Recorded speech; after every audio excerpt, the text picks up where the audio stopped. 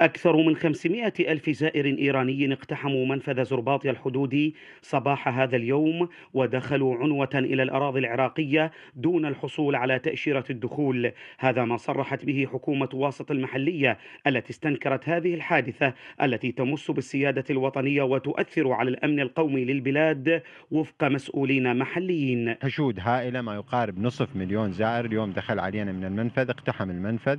بعد أن اقتحم المنفذ الإيراني هؤلاء دخلوا بشكل غير شرعي، لم يحصلوا على التأشيرة، لكن جاءوا يعني عنوة ودخلوا عنوة. اتصلنا بالجانب الإيراني على أن احتجاجنا لهذا الحدث. بصراحة هذا نعتبره مس بالسيادة الحكومة العراقية. اليوم أنا حتى كنائب محافظ أو كمسؤول حينما أتجول في داخل بلدي تجد أي سيطرة من حقها تبرز هوية تعريفية وتبرز أمر الحركة، ومن ثم يسمح لك كيف بالقادم إليه من خارج الحدود.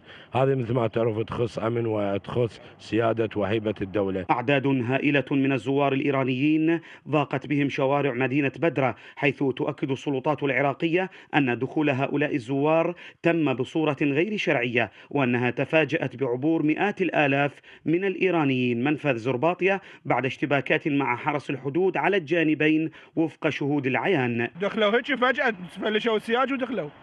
سياج المنفذ؟ ايه الإيرانيين فلشوا وطبوا قبل. الإيرانيين تجاوزوا على الحرس العراقي، ضربوهم يعني كتل موتوهم كتل العراقيين جماعتنا، كسروا الباب وطبوا على الحدود. بالمنفذ هسه قبل شويه الاعداد لا اقول لك 5 ملايين جزء قليله. يعني دود هيك جاء مثل الدود. باب المنفذ مكسور هسه تروح تشوفه مكسور. طب وهسه لا جواز حتى جنازه ما عندهم. فيما أرسلت السلطات الاتحادية تعزيزات أمنية إلى منفذ زرباطيا بعد هذه الحادثة في محاولة لضبط الحدود مع الجانب الإيراني. مشكلات موجودين مال جوازات شوية يعني غير مشكلات. هسه الإيرانيين يقولوا لنا مثلا بدون باسبورت وجوازات روحوا، بس ازدحام واجد يعني. بس خاطركم يعني. عندك تأشيرة؟ مؤشر؟ لا أنا مال قوم. ما عندك تأشيرة عراقية؟ لا. ليش؟ لا. ليش ما عندك؟